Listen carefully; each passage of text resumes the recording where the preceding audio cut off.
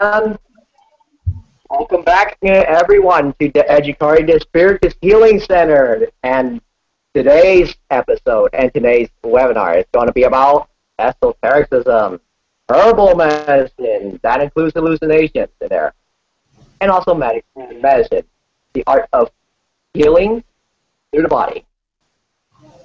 So, to get started, let's go around the room and introduce ourselves regarding some of our knowledge on the esoteric. Like, that includes the Lima, Buddhism, Christianity, Islam, anything. As long as it's almost like a mystical school that you learn in your whole life. So, starting from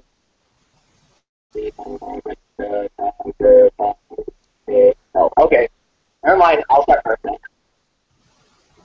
Alright, to those of you who don't know who I am, my name is Andy, and I am the host of this webinar. And my knowledge about the esoteric is that there's what we call the exoteric, which is the things that you hear every single day in every religion, like Judaism, which is like, let me see here.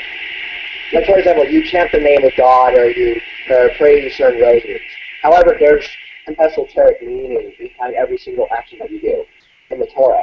Like, for example, when you pray to God in certain prayers, it activates certain manifestations of God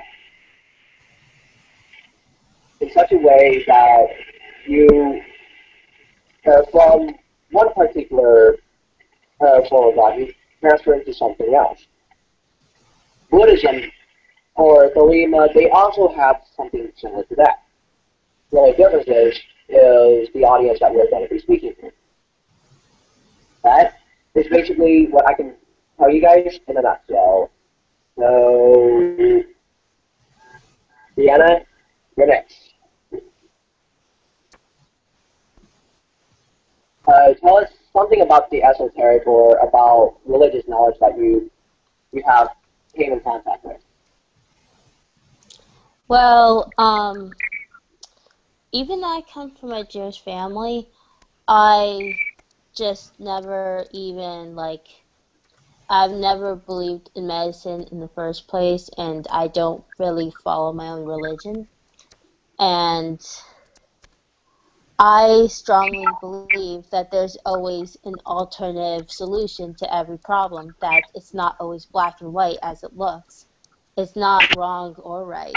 It's just how you look at it. And I've never liked to take medicine for anything. Andy, there's a lot of static coming from your end. Okay. Okay. Can you mute your mic? Some of the knowledge about the esoteric, like, I'm talking about, what do you call it? That means the knowledge of the secrets or the hidden aspect of religion.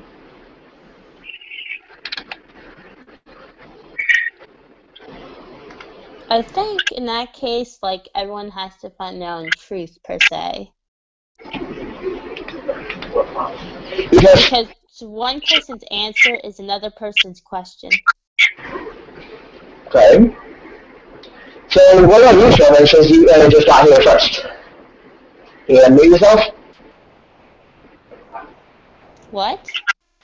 Sherman, can you hear me? Yeah. Like, introduce yourself and tell us something about, share some of your knowledge about the esoteric. I'm talking about, Kabbalah, Dzogchen, or the inner prayer of Christianity, since I know that you grew up Protestant. I did. My name is Sherman. I'm 25. What I like about the esoteric is, I guess, the connections that come when you realize all complications is connected. Okay, I don't know if I can hear you right, can hear you, because can you speak a little bit louder? Can you hear me? Well, a little bit, but it's like you're mumbling into the microphone. Okay. I'm not sure how to fix that, but yeah, I like the connectedness that comes with the esoteric arena. Okay. Like, what about it that interests you? Just the connection that all things have. Okay. Then, so let's dive right in because I know that some of you guys will have a lot of you audience who said that is watching the show would definitely love to hear about this. Is that now, as we've gone into the concept of what meditation, what esoteric or medicine is look like, we're going to actually get a little deeper into, like, for example, why in the world do some traditions, like the shamans, for example, they take what we call ayahuasca or take certain type of drug, so that way it induces that person to go into an alternate reality. Because at first, when I read through that, I personally have no idea how they do it, or where did they go, or how did they get there in the first place. Like, that is what I want to know. Do you have any idea, Deanna? Idea about what? About the esoterics, like, for example, when it comes to the when you're talking about, what do you call it, like using drugs or using certain ways of prayer as a way to induce a hallucination in such a way that will get you to understand God in a different way. I don't even know about that way because, like with me, I've always used meditation and solitude to find out that answer. Like, I've never even known or heard of that way. Then speak to me more about what did you use in meditation that actually helped you get there? Do you mean like what technique I used? Or do you... Technique or motivation, anything. My motivation mainly was to find out why. I always wanted to know the cause and effect behind everything, and I wanted to understand everything I questioned. Okay. So how did you reach that understanding? Like, what did you do? Like, for example, the first question I ever wanted to know was, why is it that I had seizures? Why is it that I have, like, learning difficulties? And I looked at my past a lot, and, I asked my angels for guidance, and I asked, well, why do I have seizures? Well, why do I have this problem? Why do I have this difficulty? And, I think what you have to do is, like, meditate big time about your past lives, because your past lives kind of give you a hint about what the future is going to be, but not really. It's kind of like a mirror, but not really. Because each life you live is different, but there's always going to be something different about each life. And in each life, you have to find your own truth. And for those of you who do not believe in past lives, and for those who believe that today is like you go once and then you die, for those who believe that, I really don't know what to say to you, because there's a lot more than meets the eye. Like, it's one thing to say and believe in one thing, but it's another thing to, like, do something differently and believe in something differently. Okay. So let me try to rethink this. Is that somehow it's what we call learning to explore the inner world and knowing how the world is working at its fundamental level. And somehow I noticed that in order to reach that fundamental level, one must first learn how to get to the point where they be able to feel it and know it that is there. However, the problem is that some people have a wrong understanding about what is esoteric, what is, like, they always think of it as a privilege to learn some new knowledge, when in reality, there's nothing new about any of the knowledge, both exoteric and esoteric. The only difference is you learn things in a deeper manner, and that it's almost like you're reading literature. At one point, you can interpret this literature as this. Like, once upon a time there was blah, blah, blah, blah, blah. And you can say that's a symbolism of something else. But however, in esotericism, you say the reason why they say this is because of this. That is what esoteric knowledge is. It's a point to a very deep reality of what things work, how things operate. Same thing with meditation. The problem why humans have a problem reaching enlightenment, it's not because they have it's not because they can just can't meditate or can't do all of it. Understanding. But then later on, I have to ask myself, what really constitutes a real understanding of reality? Like, what is it that I personally... Well, I think, like, the real understanding of reality is just realizing that you're both awake and asleep at the same time. Awake and asleep. At the same time. When you say awake and asleep, like, do you mean it in a way that fosters a... Like, for example, when you're awake... There it is. Like, for example, when you're awake and you're daydreaming about what could happen, or if you foresee things, you're seeing what's going to happen.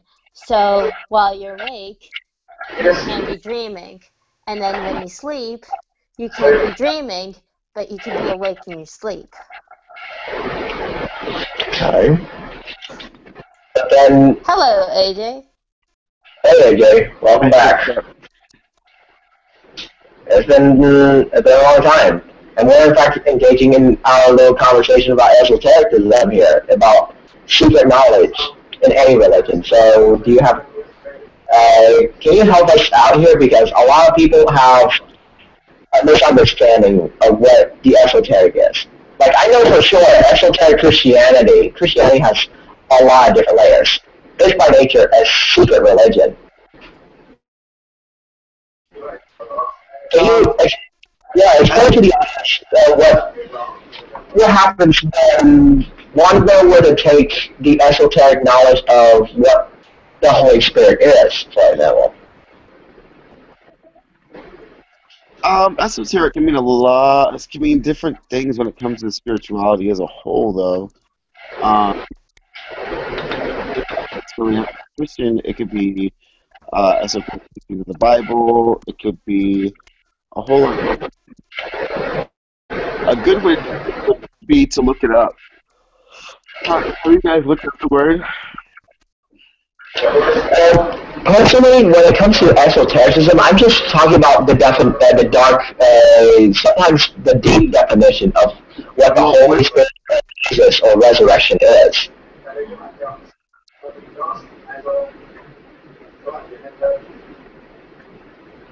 So, yeah, like, that's what I'm trying to figure out. Is like, well, you can look it up. I mean, can you look it up? Let me see here. One moment. The Holy Spirit. Holy Spirit, esoteric.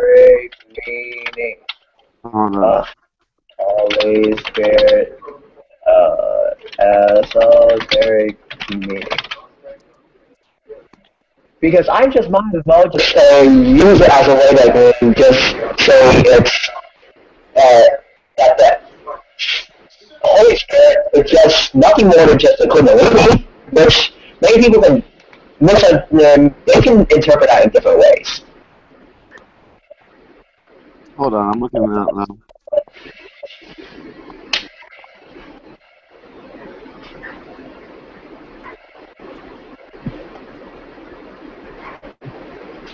Okay, this is what I got right here.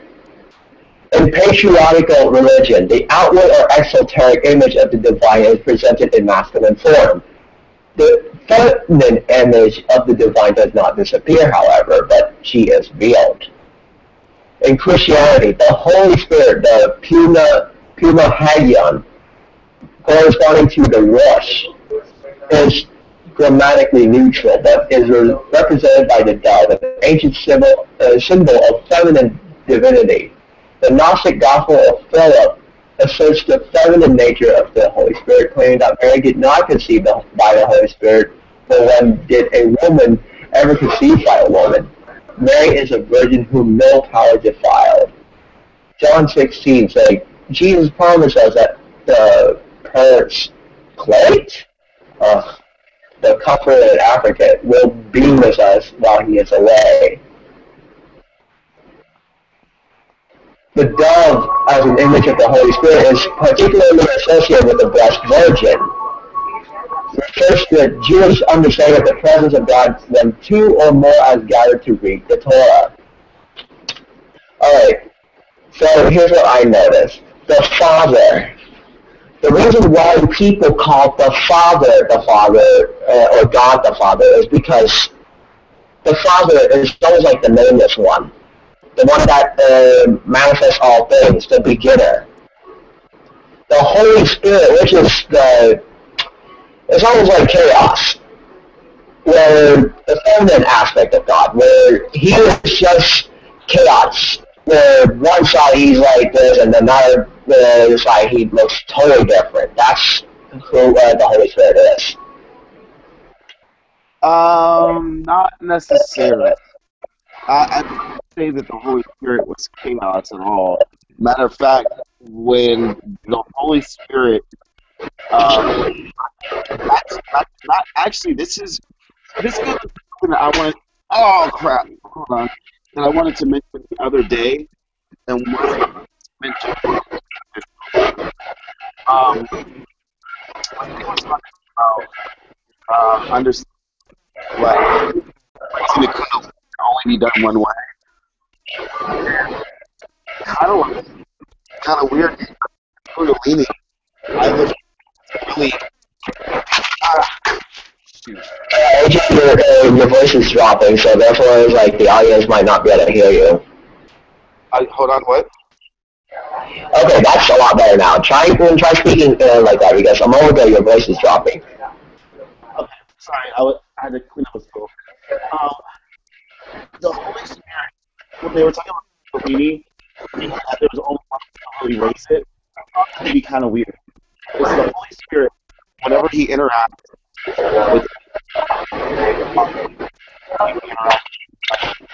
almost like a fire, almost like it raises that power and transformation, change, and it's not chaos. It's actually just love, 100% unadulterated love.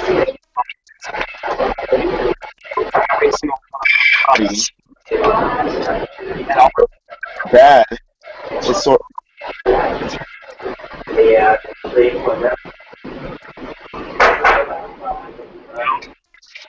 So, I guess that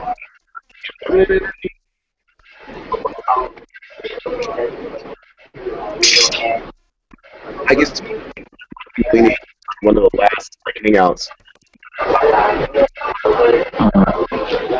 Yeah, I don't know about you, AJ, but like your voice keeps dropping in and out. But like, what I pick up from you is that what the Holy Spirit is when it says it's a feminine aspect. What it means is just, well, I guess I can relate it. It's just like lower nurture another human being. The aspect of God that nurtures. However, the funny thing about the Holy Spirit is that it does not discriminate between good and evil or polar opposites. That's what I also noticed from many of the Christian Bible. And another thing is same thing as in Buddhism is that we also have something similar where the goal of Buddhism is not just simply learning how to be mindful of the things that you actually what do you call it? You practice meditation, and somehow it's also about learning how to accept things the way it is. Because the problem is that when we start thinking so linearly, we end up missing the point. We have the wrong understanding of what the esoteric is. Well, the esoteric really is just an opinion or a belief that is usually steeped with some sort of religious movement, philosophy, or that with inside itself. So it's not necessarily confined to Christianity, but yet considering Gnosticism, Hermeticism, Kabbalah, numerology, Scientology, spiritualism as a whole, Taoism, they all that are under the umbrella of esoteric ideal, I guess you could say, and the understanding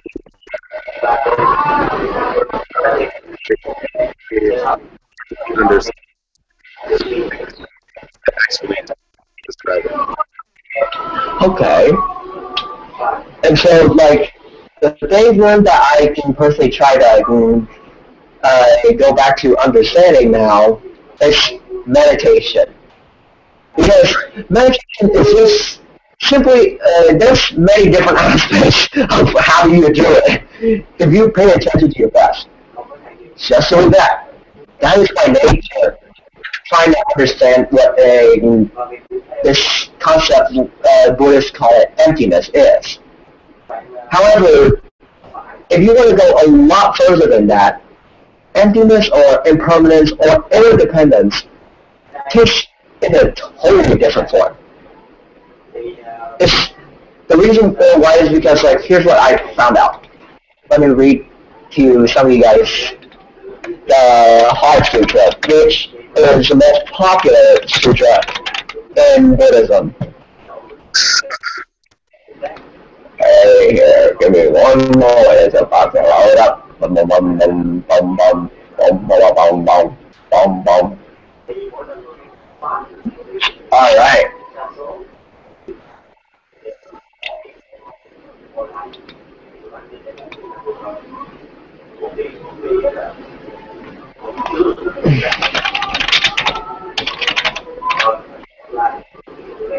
All right. So, where is it?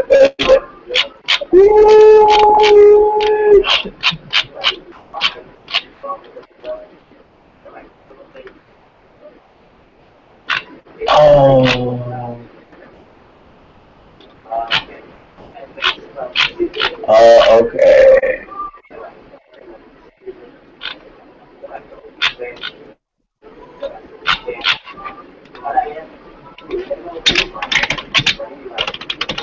Give me one moment, guys, as I'm actually trying to find this. Okay, right here. It said here, the Bodhisattva of Avalokiteshvara, which is equivalent to Christianity, a saint that decided to renounce his or just forfeit his enlightenment so that others can be saved, or he just like delay it for a while to give you a clear understanding. When Bodhisattva Avalokiteshvara was practicing the profound prajna paramita, or you can call it the Heart Sutra, he illuminated the five skandhas or senses and saw that they are all empty. and he crossed beyond all suffering and difficulty. Shariputra, form does not differ from emptiness. Emptiness does not differ from form. Form itself is emptiness. Emptiness itself is form. So too are feeling, cognition, formation, and consciousness. Shariputra, all dharmas are empty of characteristics. They are not produced, nor not destroyed, not defiled, not pure. They are neither increased nor decreased. Therefore, in emptiness there is no form, or consciousness. No eyes, ears, nose, tongue, body, or mind. No sight, sound, smell, taste, objects of touch, or dharma. No field of the eyes, up to and including no field of mind consciousness, and no ignorance or ending of ignorance, up to and including and death or ending of ignorance. There is no suffering, no accumulating, no extinction, no way, and no understanding and no attaining. Because nothing is attained, the Bodhisattva through reliance on the Heart Sutra is science. No distorted dream thinking far behind. Ultimately, nirvana. All Buddhists of the three periods of time attain Anuttara Samyak Sambodhi, which is it sounds like the highest form of enlightenment, or highest form of heaven, when you sense that you neither suffer nor you feel like you are overjoyed. You just is.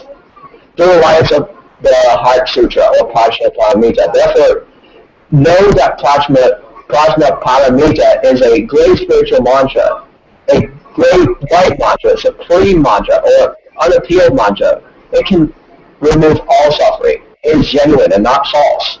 That is why the mantra of Prajna Paramita was spoken, recited like this. Gate, gate, paragate, parasamgate, bodhiswaha. That is basically the whole text. So let's explore what this really meant. Because this is getting really interesting here. Because especially during the time when we all wanted perceptions in one way or the other, where we're stuck into, okay, what is nirvana? What does heaven look like? A lot of people will ask that, including children. However, when you answer to them that emptiness, there is no form, no feeling, no cognition, no formation of consciousness. Like, man, what does that ring up a bell in you? It is? Diana? Diana, unmute. Wait, what? Alright, can you explain to the audience, what does it mean that in emptiness or interdependence, there is no form, feeling, cognition, formation, or consciousness? What are you asking me? It's like, what does it mean to you? What does what mean to me? In emptiness, or you can call it heaven, or in your religion, or... Okay, I got this. Are you asking, like, what does it mean to be in heaven? Because here's what the phrase in the Buddhist Sutra said. In heaven, or in knowledge, or even in interdependence, there is no form, feeling, cognition, formation, or consciousness.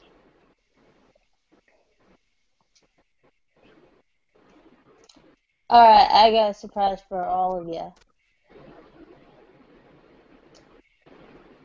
Heaven is not a place you go to. It's not. And even though life can be downright hell and inferno at times, and even though life can be extremely unfair and you just don't even know why, I'll tell you what. Heaven isn't a place. It can be found on earth, and it's all about the mindset. It's all about where your mind is. If you're a bad person and a rapist and you molest people, I'm sorry, chances are you'll never find heaven. Never.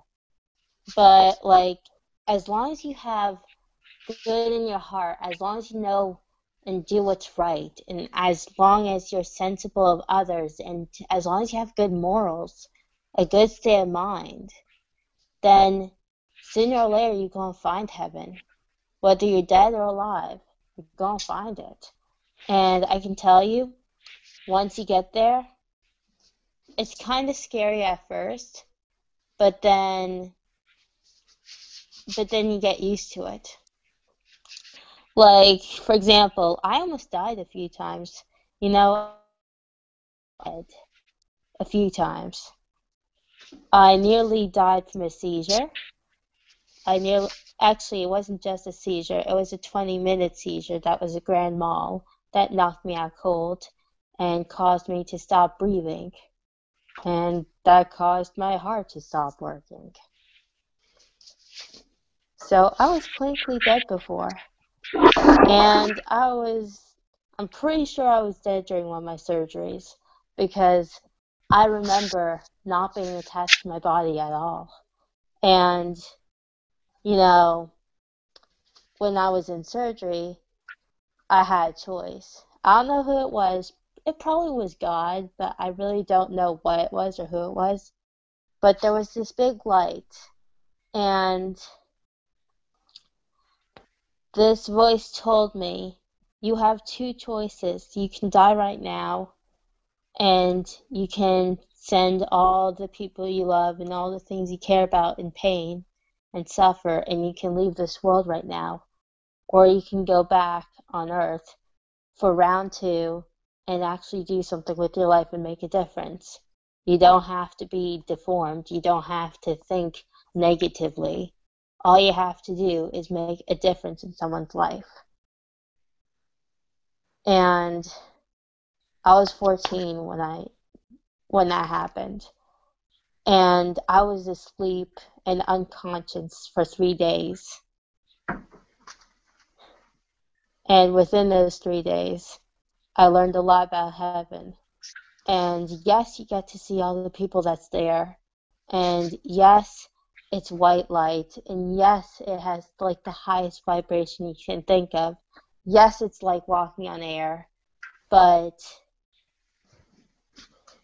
you don't go there unless you're meant to go there. And unless you're dying in a coma or on Earth or reach enlightenment, chances are you'll never get to see heaven until you're ready to see heaven. Because heaven comes to those who A, want answers, B, who wait, C, who are dead, or E, because they're ready to see heaven and they're ready to come back. And okay. Okay. Keep talking. Keep talking. Sorry. And once you're ready to see heaven, you'll find out that it's really worth the while, and you'll understand things clear. Like, you'll just understand everything. Like, I don't know if any of you played the Guru game, but it's kind of like Guru. It's like once you get there, you just know everything. You understand everything. It's like answers, answers, answers. And then the moment you get back to Earth, if you make it back to Earth like I did, you have a shitload of information to teach others. But you don't always get to share with it. And the price you pay for like going to heaven is you're not allowed to share information unless the other person asks for it or unless they're ready to receive it. And that's the rule of information. Now ask me whatever you want, Andy. So, Deanna, like, when you say that you were passing into the light, was that almost like, because what you're saying, it sounds like as though you're moving into what we call the bardo state in Tibet. In Buddhism, we actually have what we call the bardo. It's like it speaks to you in certain ways, but it does not literally speak to you. That's what I meant.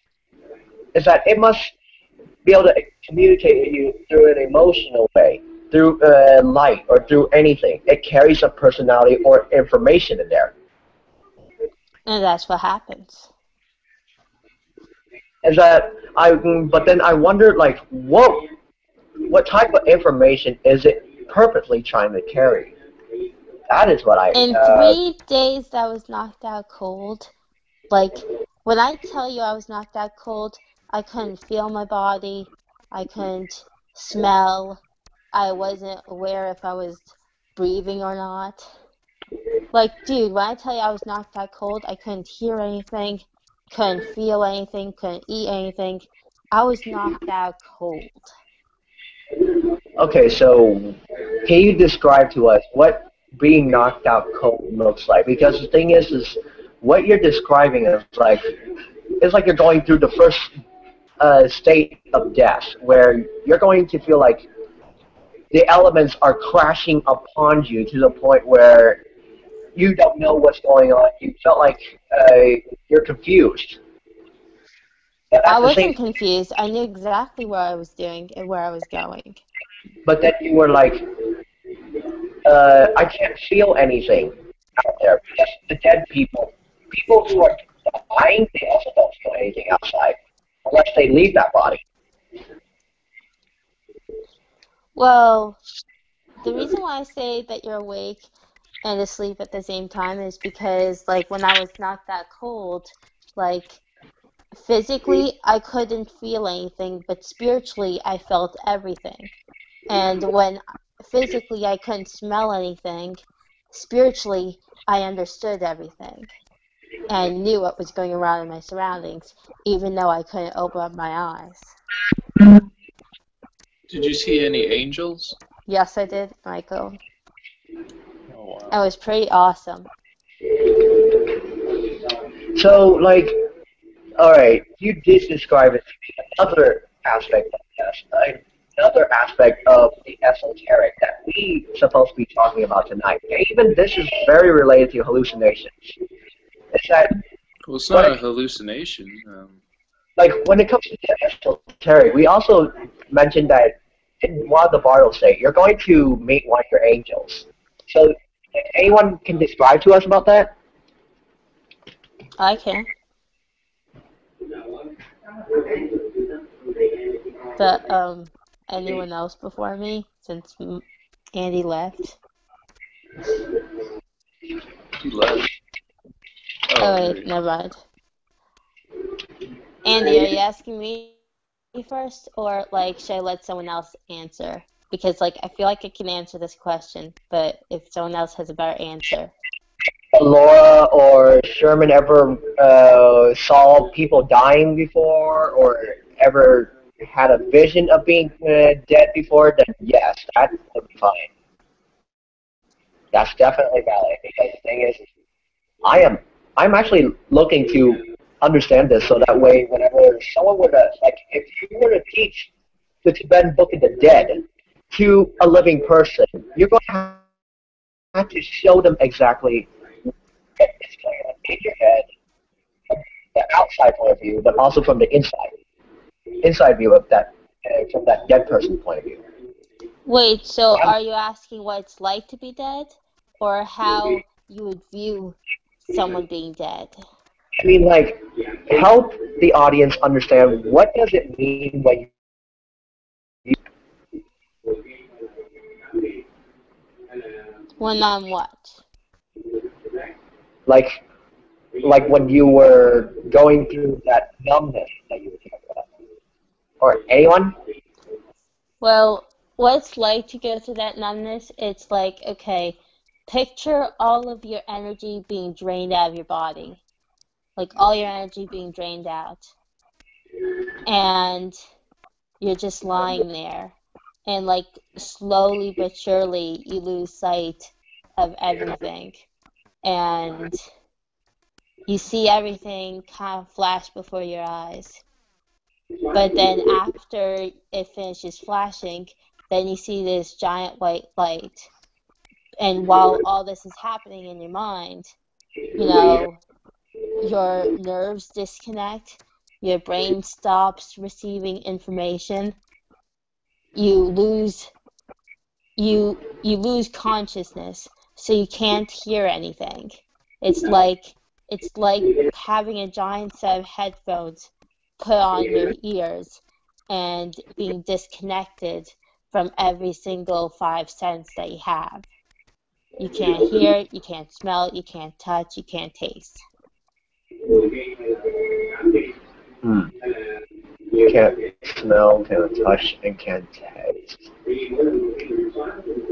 But then at the same time, you sense that if none of your senses at that point is real, quote unquote real, and yet somehow, then how come is that you would say your angels are real?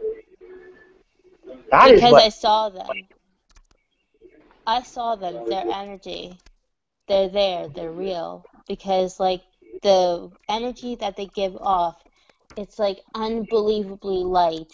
Like, think of the lightest thing you've ever seen with kind of, like, wings that look like they've been airbrushed. Like, think about, like, painting wings with, like, white paint and glitter.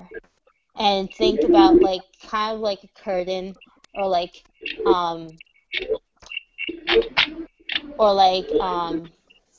wrapping paper. Not like wrapping paper, but like tissue. And think about very thin wings that just each design is like unique and special on its own. Oh, wow. And what angel wings really look like, it's breathtaking. And every time you think you see it, it disappears. But you were seeing them just like you'd see physical people. Would you say that it looks different than, say, a lot of the paintings that people portray? It does. It looks like, they kind of look like pixie wings and fairy wings, but like much more majestic, much more fragile, much more dreamy. And like when they touch you, it's like the gentlest touch you've ever felt. It's like the gentlest thing, the lightest thing, and the warmest thing you've ever felt in your life. Wow. Yeah. And it's nothing but like love, kindness, and peace. It's like nothing but good coming from them. But then at the same time, going back to what heaven or death or any of these stuff mean, even like in the Heart Sutra or even any prayer books, they always say that heaven is beyond what the senses can see. However, even the angels themselves, though we're dying, we are actually, all our senses goes numb, like goes out the window. I know. But the reason why they go out the window is because you're being disconnected from Earth and disconnected of the world that you know of. And in order to understand it. But what? That's the paradox. If you say you cannot see because you don't have the eyes, you don't have the ears, nose, body, tongue, or mind of a real body, how did you see the angel? You know? That means there has to be some form of manifestation that comes from how we manifest things, like shadows or... It's your soul. It's your soul that sees things. And your third eye. But then the third eye is part of your body, so therefore that goes out the window also. Well, like when you first die, you have your body is partially connected to your body for about 24 hours. And after 24 hours, everything just stops working. That is what I was thinking. Is like, how did a person continuously see angels, see things, even after 24 hours? They say that some that went through, they almost really died more than 3 weeks. Yet they came back and they saw all sorts of stuff. I mean, Well, the reason behind that is because, like, there are some people who are meant to disconnect from their bodies. Like, their soul, like, when that happens to them, their soul is, like, disconnecting from their body, but connected at the same time. So, like, for example, if they got hurt physically, their soul would feel it and their soul would know it. And then when they get back to their body, they would know when it happened and where they were hurt. And they would But know who hurt them, too. yeah, but then the thing is that Oh, wow. what we actually know is what body goes with us and which one goes out of us. That does not persist anymore. Like, Michael, do you have any understanding about this? I might as well just pull out the book of Aleister Crowley or who is that other woman? Bailey. I can pull out and read about it, but then I was like, Totally. What's your question? it's like, what type of body persists within us after death versus some bodies that go out the window? What is the body that helps us perceiving things? Because I personally don't understand how does that happen. It happens because, like, depending on your soul determines how your body would react or if you'll come back, depending on who you are in your soul. That makes sense. Like, for example, I hate to use this as example because something tells me Laura will have my head at one point or another. But, Is she here? Yes. Oh. Go ahead. Yes. But, like, take for example me and Alora. Like, I don't know Alora's soul and her understanding 100%, but, like, if I get disconnected from my body and if I die again, supposedly, like, I might and have, like, a higher chance of coming back and understanding everything and be able to successfully come back. As for Laura, I'm not so sure if she'll be able to come back or feel anything. Because, like, our souls are different and we both have different purposes. Like, if you ask Alora something about, like, her opinion on something or her experience, it'll be totally different from mine because we're two different people. Totally. So basically, again, everyone's different.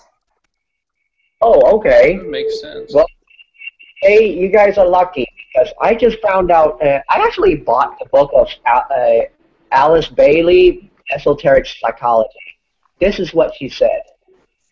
As we start this part of our study, we can proceed to consider man as he is upon the physical plane in the majority of cases.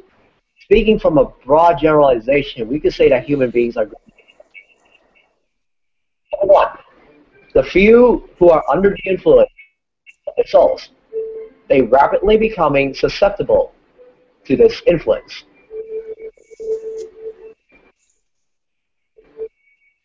Which I have no idea about. Number two, personalities, of whom there are many today.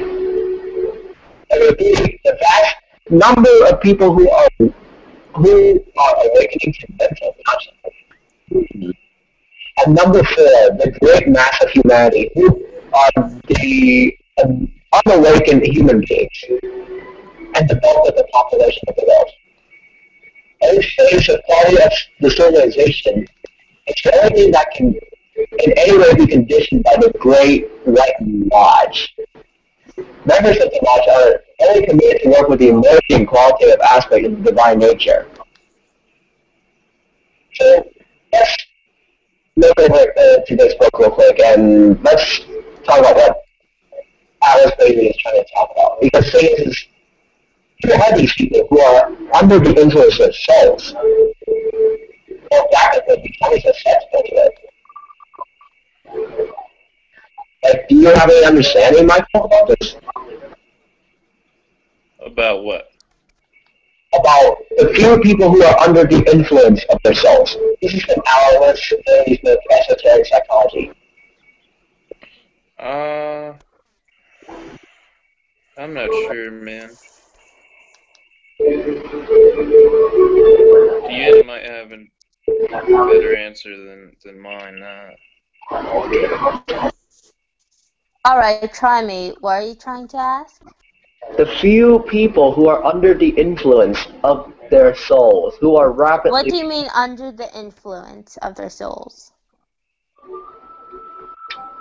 Well, that's it's like, what does it mean to be influenced of their souls? Like, how do they become influenced by this? Is this a trick question, Andy? No, it's actually been written on this book called Esoteric Psychology.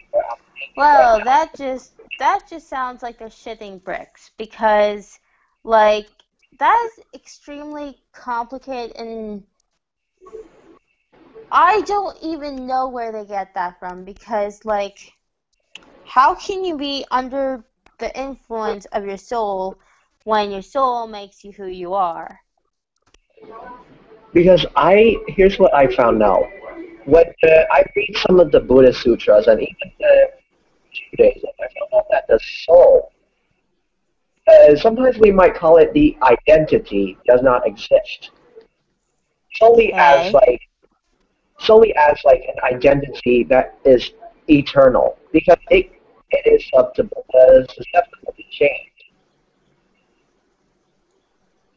Because, like, let's say for example, you, Deanna, let's say you have a personality disorder, and if I say that it's a personality disorder that you cannot fix, you will live for life for, would you agree with that? Wait, what?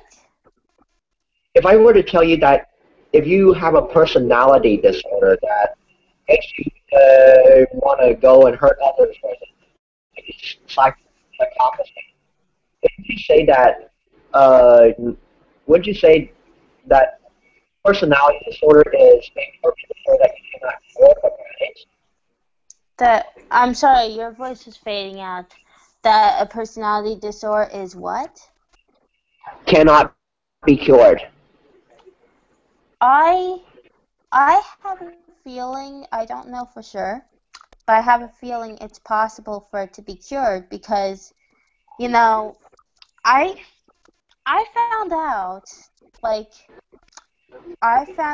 and I kind of meditate on this, that, like, how shall I explain this per se? I found out one of the reasons why some people have personality disorders is because something went wrong in their past life, and something triggered them to be in that position. Like, something triggered them psychologically and physically and within their soul. Like, something happened to them that caused them to be that way. Kind of like how you kept on talking to me, Andy, about, like, God knows how many times. But, like, take, for example, like, let's say in the past life you were murdered, stabbed, and raped all in one. And part of you kept on screaming, "Get away from me." But at the same time, another part of you kept on saying, "Come, I want to give you a second chance." Then that means you brought up a most important point, is that means before I was raped, I was innocent. However, after I was raped, I got a tainted on there. So therefore, I had a belief that it cannot be removed because I am attaching myself to it. If I remove myself away from it, it ceases to exist. Exactly. Like, I don't know about you, Michael, or your take on this. Please speak up. Anything you, Sherman, like, I'm counting on you for that. And you, Laura, if you have anything to say. Well, Because Laura, if you were to say that you attach yourself, like what in Hinduism believes that your soul is an eternal thing, then I would say that you should be a ghost, you know? There should be what we call an immediate reincarnation at this particular timeline or any alternate universe. However, there's a brief moment where you don't exist in any of them, which actually violates the fact that energy is neither created nor destroyed. right, Albert Einstein, right? But then looking at the theory again and how energy, we know that energy does not have any particular form. It's formless, chaotic. The problem is that we think that it's permanent. This is where the problem, why poltergeist, demons, even shadows came to be. It's because we conceptualize it. We hold it into our hearts, like as though it's something serious. Let go of that and cease with it. Like, who in here ever met a ghost? Anyone? I bet you. Me. And what about you, Laura? Let's talk about some ghost story here. We love it. Well, I don't know if I'd call them a ghost. I would just say a spirit. Usually a ghost is someone that hasn't found the light. They're just kind of wandering around. In that case, I definitely seen a ghost. Yeah, that would be more so a ghost. And it's really, from what I understand, is a part of them, they have attachments down here. So it was hard for them to let go of the attachments here for whatever reason. Sometimes drugs, sometimes just a lot of reasons. So when they hold that attachment, that's really what they call a ghost or apparition, or what you see in the movie Poltergeist, what they call poltergeist. So yeah. And beings can actually come through the TV like that. I mean, that's not made up. I mean, the script may have been made up, or but that can actually happen. Maybe not as dramatic as it happened in the movie, but yeah, the TV is a portal. Okay. So, anyone else have a take on this? A ghost story? Well, I have a really damn good ghost story that's kind of ironic for October. But be sure it's actually real, please, because the I audience... know it's real. Okay. Dude, I know it's real if I seen it with my own eyes. And trust me, it scared me and Maya shitless when we saw it happen in my backyard. Okay, then share with us. This is the only thing I can never truly explain or find an answer to, because it kind of went untold and unsaid. And every single time I tell someone, they're like, nah, you're kidding me, nah, you're not for real. But honestly, if you were to ask me or Maya, we saw it. And dude, my lawn, my garden, everything in nature that was in my backyard caught on fire out of nowhere. It just randomly caught on fire.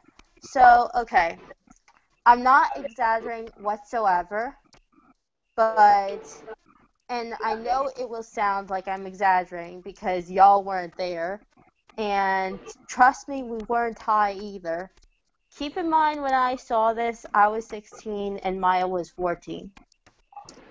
And so, both of us were up really late, and we had half a bag of candy from trick-or-treating. And we just got home like an hour or two. Oh, this was on Halloween. Yes. Yeah, that's the night where, yeah, go ahead. And so we just got home trick-or-treating, and we came home like about an hour or two ago, and we were supposed to be in bed. But because me and Maya were having a sleepover, she's like, let's stay up late and talk about life theories and problems and find answers. And I was like, okay. So because she just made something really intriguing. So here we were standing right next to the window where the garden was, and there were a whole bunch of plants. There were plants, grass, bushes, and we were just standing out, we were standing near the window, looking at the neighbors, looking at the garden, looking at plants, looking at the sky, and we were just standing there, looking at the window innocently. And so we were talking very deep about his subject, and she was going through a really rough breakup, and I was going through a really rough emotional drama for many reasons. And so as we were talking, we looked, something passed by us out the window. And at first, it was this really dark shadow in the shape of a person holding a flame but no candle. And it was running this way. Just directly that way. No reason. It just went from one end to the other, and it ran. And as it ran, it left flames in the grass. And where it took the footsteps were there. And I was flipping out. Me and Maya were flipping out. I was like, Maya, you saw that, right? And she's like, yeah, I saw that. It was there. And I was like, and you saw how it had a flame on it? And she's like, yeah, it had a flame and no candle. And I was like, okay, dude, we're hallucinating, right? And she was like, no, we're not hallucinating if we saw the same thing at the same time.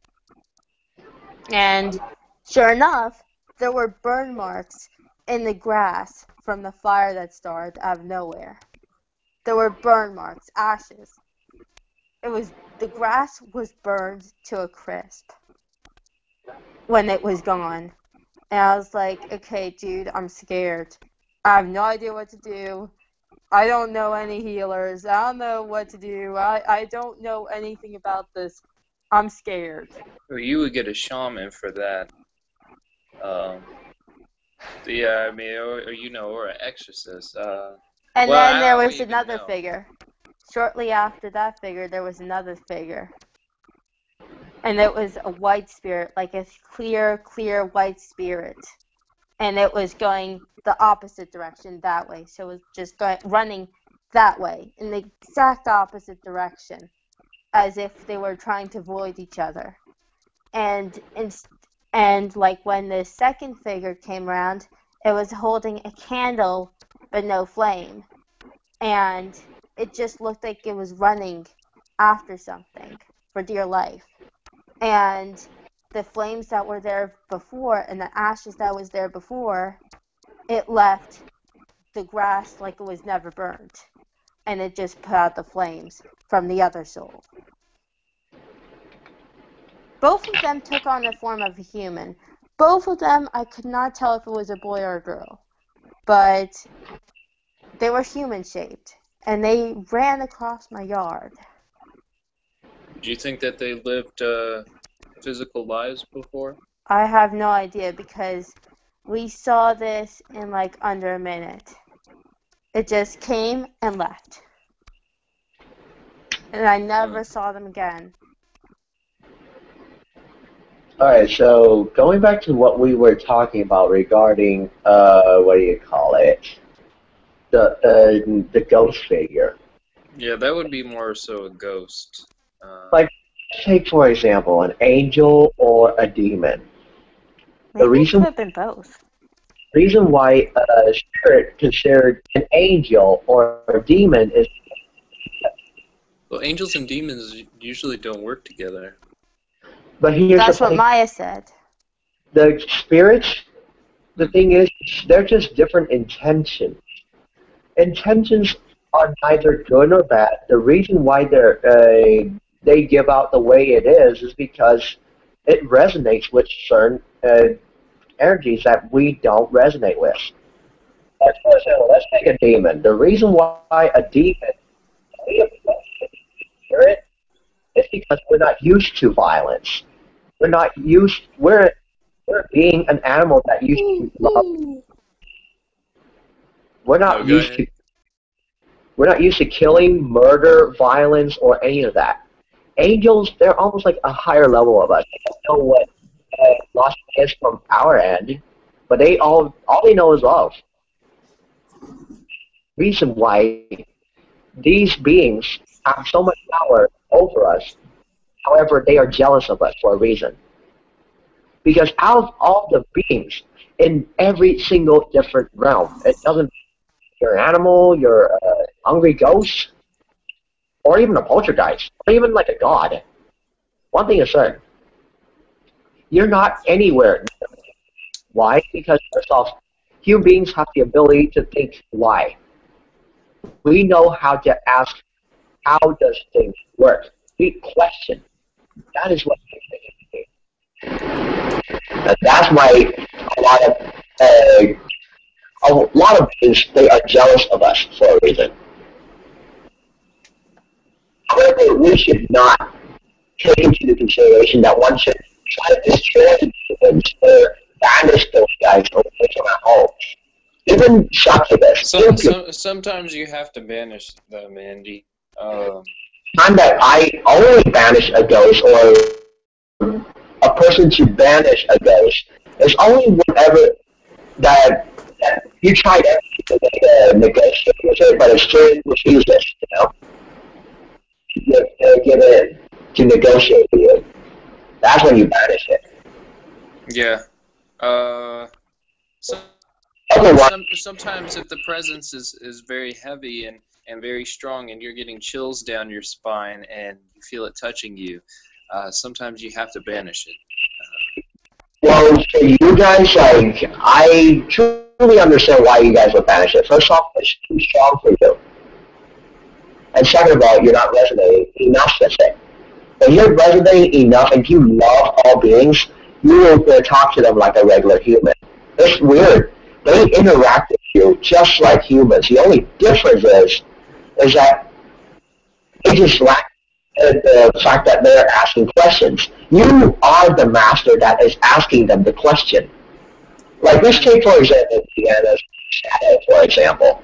Deanna's shadow is an example of what might consider a demon. Would you agree, Michael? Or would you agree, Deanna? I really don't think. Well, I mean, you would know more than anybody, but. Wait, what? Like, wouldn't you say that Diona or your shadow side would be almost like considered a demon? Not really, because she's kind of like a little kid at heart who lost her way. Yeah, and that's really what the shadow self is. A demon is very. Because a demon, the only difference between that and a demon is that a demon is almost like this consciousness of pure evil. But she's not pure evil. There's some good in her. Yeah, it's like Anakin went to. Oh, you don't know Star Wars. I'm sorry. My shadow is like, my shadow would be close enough to be called a demon or a poltergeist, to be even more exact. But he's definitely not a ghost, right? By definition. But what I'm saying is, you have to create boundaries between some spirits. It doesn't matter sometimes how lovingly that you talk to them or try to recognize the beauty in them. Sometimes they don't care. And this is I'm talking about from experience, and others who have experienced the same thing. Sometimes they're not like angels who are created with love and only want to share their love. A demon can lie to you, can trick you, and a majority of the time they don't like to be summoned. So that's what I would say. I also notice why magic, in ways it invokes or summons a demon, is because first off, you're allowing that deepest, darkest side of yourself to open up, so that this entity or demon or information went through you and comes out into the physical world. It's almost like it's like on one end, you're almost like a wormhole, where on one hand you're actually linking your magical spell or magical ritual links between the world of the information of evil to the information of neither good and evil. Hey guys, I'll be right back. Oh well. Sure. Like, that's what I also noticed, is whenever, like when Deanna's talked about her shadows, I would say she's, her shadow, like, I label things too many times, but it looks like a ghost. Or, it might look like a little mischievous little child.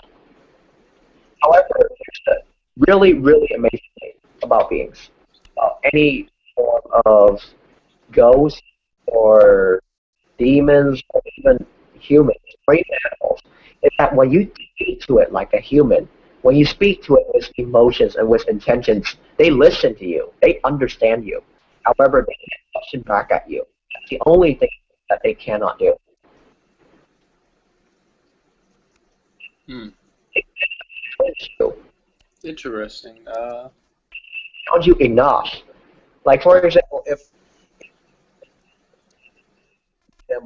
do good, I won't do good. You would not ask, why am I not doing good? That's the key thing about a demon.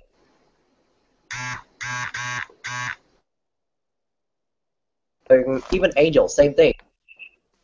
If you ask an angel, are you doing good? The angel will say, I have.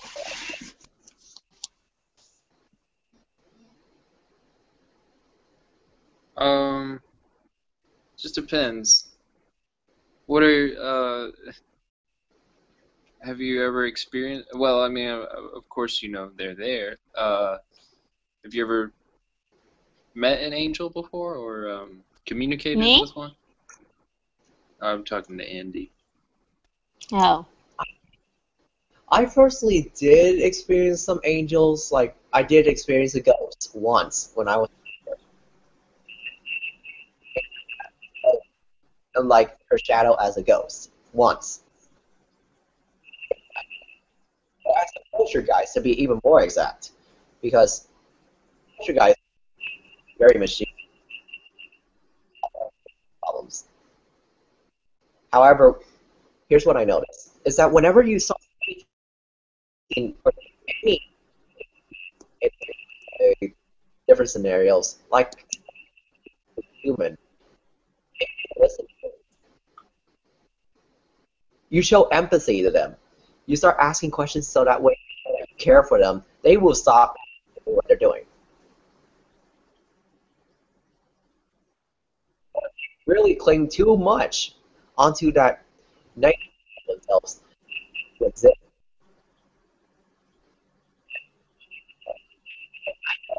Yeah, you have that moment where I talk to you, Shadow, and either uh, Wait, what? like did you notice that, Deanna, where if you were to If I Shadow were to talk to my shadow, that what? as a being, as a human, that means like as a person who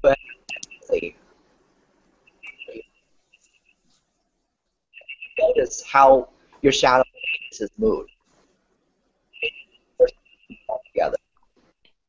Yeah, it becomes not as harmful or vengeful. So why is that? That is what because it has not been treated like a human most of its life, and it's very misunderstood. And Are you talking people, about the daemon? yeah, and because people treat it more as an it and not really as a person, and it just thinks less of it.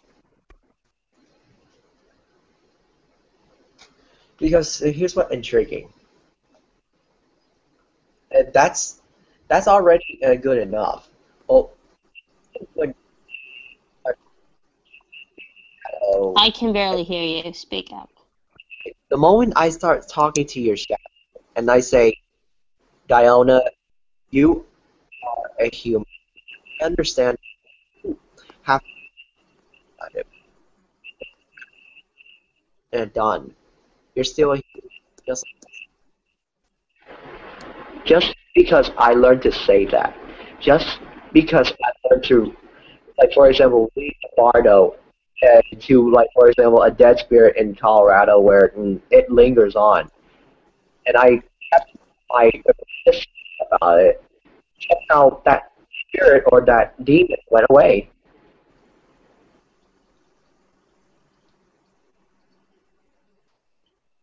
Or just loses its inherent power as an evil spirit. But let me ask, why is that power? Where is it going to?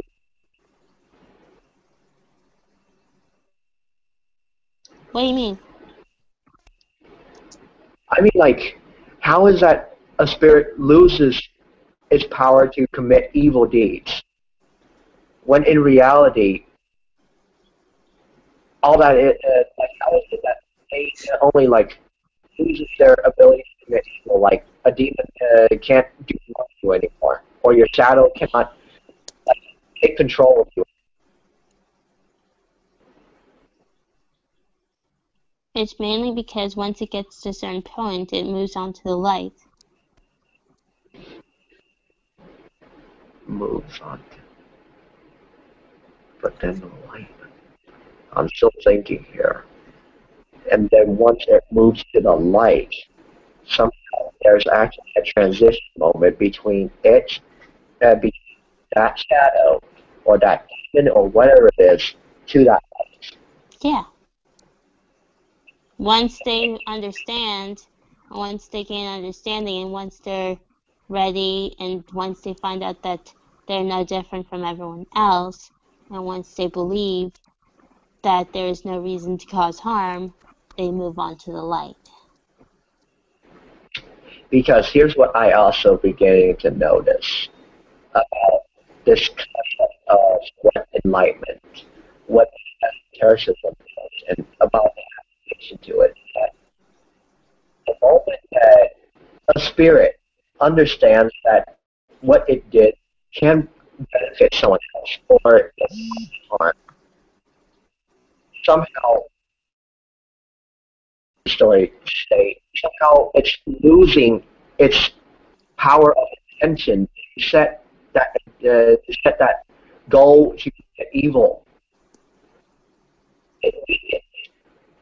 It weakens until at one point it will what we call hit the 0 point, which is the middle where it's neither good or bad. But the power level is there. But the intention level to take that down, that maximum potential was not there, wasn't finished. Then before it went from negative to 0, it flipped somewhat. You can see a trend in positivity afterwards.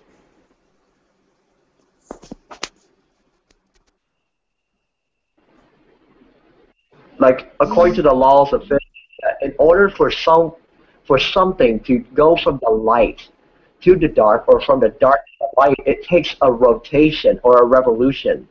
Where at some point you only get to see half of that being, but that does not mean the being is not there, or that magnet bigness of the life is still present.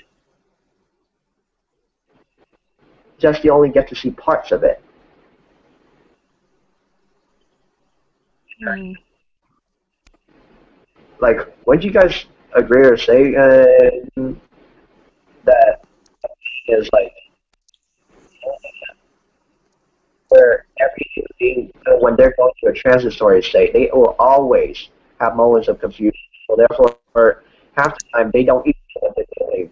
And that next thing you know, the things that they do is either considered ineffective or sometimes useless for a while. But then eventually they go to the positive side. Anyone notices Porcupine. that? Did you say porcupine? I wouldn't even know what that show is. But like, Andy, I you need to be thought more you said we're clueless. gonna get to the end of the porcupine. I was like, what? like, do you guys have any? Because even I personally am like making sense a lot about this. But then, what would you guys say about how evil or how people or even beings exist as good or evil, you know, or going through the transitory state? How is that? When they when they use their power to be able to commit evil on you, they somehow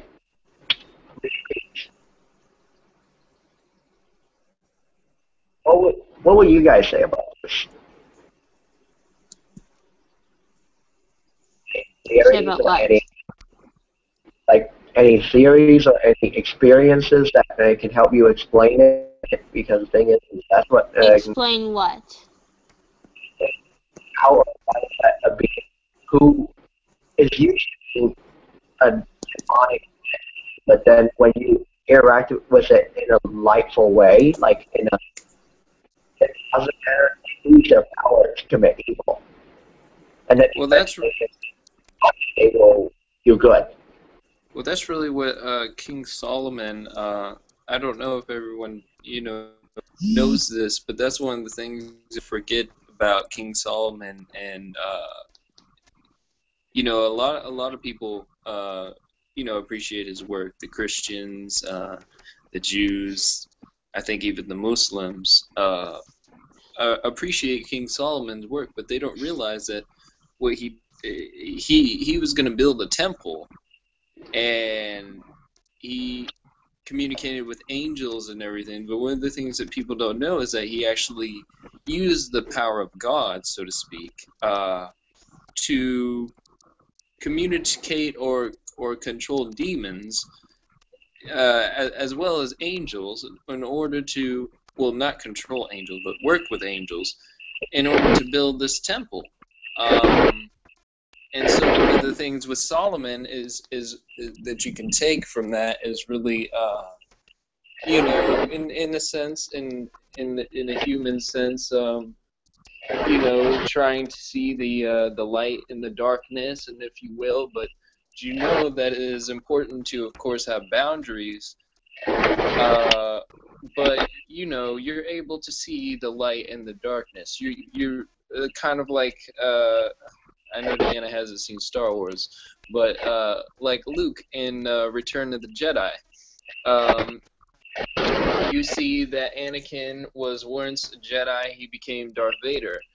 But Luke, you see in the last movie, he has an all-black suit on, and he's thrusting, and with all his might, he's going and, using it against Darth Vader. But at the same time, when the Emperor asks him to join him, he says, "No, I will never join you. I am a Jedi just like my father before me." And so you see, really, it's the blending of the two, the light side and the dark side. And that's really what the archetype for the magician really is a Solomon, King Solomon. Well, what would you say on this, Deanna? Like, what would be your My opinion on what now? on how demons lose their power when you actually like learn to like refuse to get into the negativities and you instead bring positivity to them. Like as though you're talking to a regular human. Like let's take your shadow for example. The moment I know that your shadow has like let's give it this much potential of bad energy right now. However, when I started communicating with it in a very positive manner, somehow that power to commit evil went from here to here. Mm-hmm. How did that happen?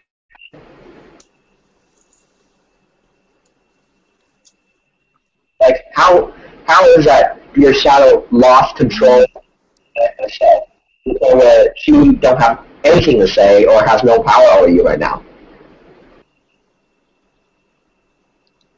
Because it doesn't know what to think or feel and doesn't know what to make of what just happened.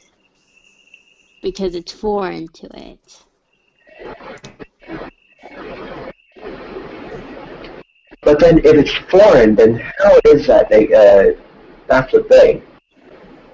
Being foreign means that good and bad are two separate like realms or entities.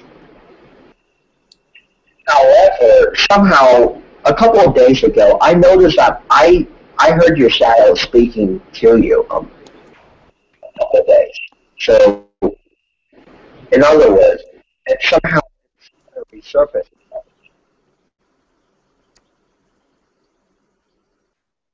I don't know how, or I don't know why. I really need some answers. Or people's learning process. We're trying to help develop first theories and find a way to explain such a phenomenon so that when we have a clear understanding of how shadows or how demons work, we will be able to work with them effectively. We can turn hell into a heaven. That's the goal. True. I just say, just like anything, you gotta be careful. Just depending with what you use. You just gotta be careful. So, what Laura, about... please stop doing that. I don't know what you're doing, but like it looks like you're chewing on your own clothing. So please stop. I used to have a bad habit of that. Like there's holes in so many of my sweaters. Like I mean, like some of them are not even a point of wearing it. Like might as well cut off the sleeve. What we were talking, Deanna, do you have any ideas about some? I'm sorry, what were we talking about? Exactly.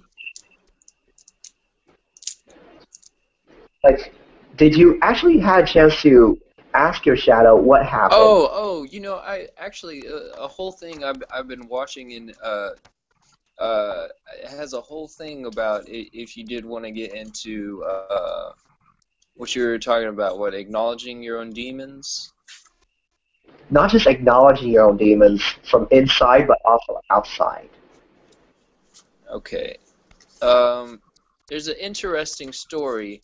If anyone is familiar with Rene Descartes. Yes, I am a fan of Henry. I read his book. It's very interesting, and a lot of people don't. Not saying that they don't know, but not everybody knows that a lot of the what we call the scientific method actually has to give a lot of credit to Rene Descartes. He's also the one that said the pineal gland is the seat of the soul. With Rene Descartes, it's really interesting because it is said that when he was coming up with the scientific method, right?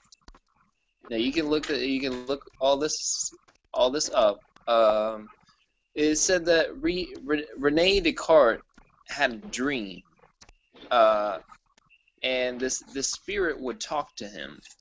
That he would call an evil demon. You know, this it says, and this is recorded. Rene Descartes had a dream on November 16th, 1619, and that was when the basis of his philosophy for the scientific method came through him in a dream.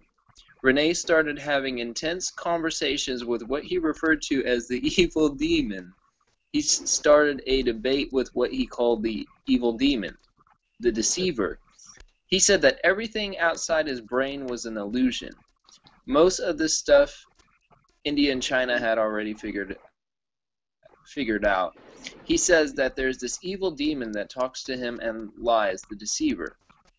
Rene Descartes having imaginary conversations with the evil demon is how he came to these realizations, which is where you basically get the format of the scientific method, believe it or not. And you can look it up. Oh, wow. So I'm just saying it's, you know, people have... Go ahead. Okay. It seems like as though he has a recording of what was the conversation look like, and how was it carried about, and how did he carry out that argument with that demon. And by arguing, he found out that he was doing what we call the scientific method, and so he found out how effective it is. Bam. Yes. But literally the voice that he was talking to, whoever it was, gave him, you know, the whole thing. Start with the hypothesis and observe and get your data and examine it and come to a conclusion. Believe it or not, came from the devil inside his head. And if you would tell modern day scientists this, they would really would scratch their head about it. But believe it or not, this is said to be the truth, where it actually comes from. Okay, so since I guess like we'll have to close down the we'll have to like wait until our next class on tomorrow. Tomorrow for Merlin Mystery School, or next week, next Sunday for Dzogchen or for Edutari. Is that I want you guys to try to come home and think of different theories about some of your shadow side. How does it develop? How does it arise? How it ceased to exist? And later on, come home and come back here and propose a little theory, and we'll bring it up into discussion. What we've discussed here, I want to ask you guys, like, what did you learn that could be a major takeaway for example, webinar that you're learning? Anything that you learned?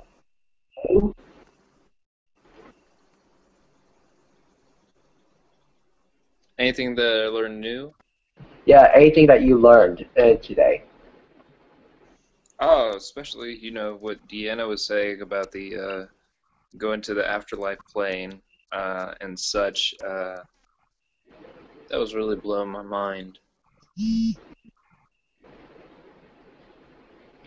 Okay. Give me one moment.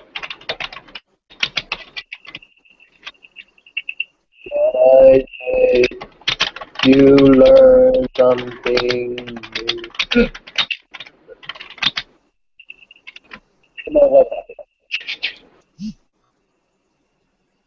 Give me one moment. Let's see how. In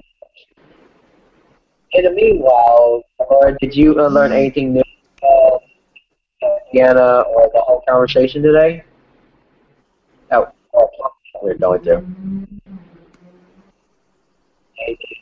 major takeaways, any major breakthroughs you want to speak to the audience before we leave?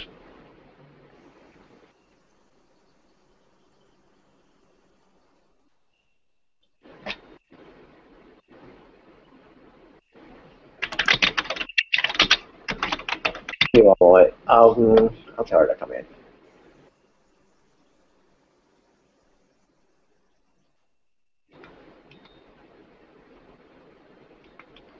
Alright, 1, 2, 3, 4, 1, 2, 3, 4, 1, 2, 3, 4.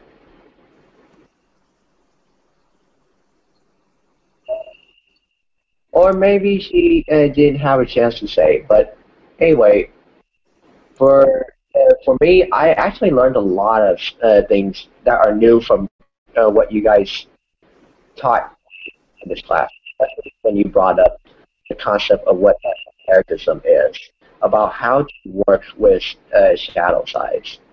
Those are some of the most important things. And I found out that you guys helped me make through a major breakthrough in a theory that if someone can learn how to treat demons, treat spirits, as though they are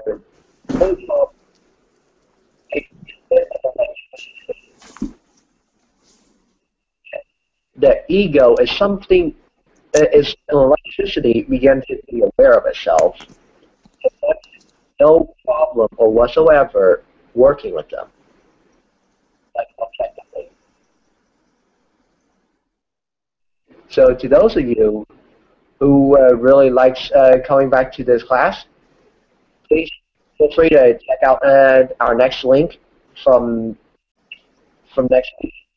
And if you really have any questions or would like to subscribe to my channel, please do so on your bottom left. And otherwise, I'll see you guys at our next show. Bye-bye.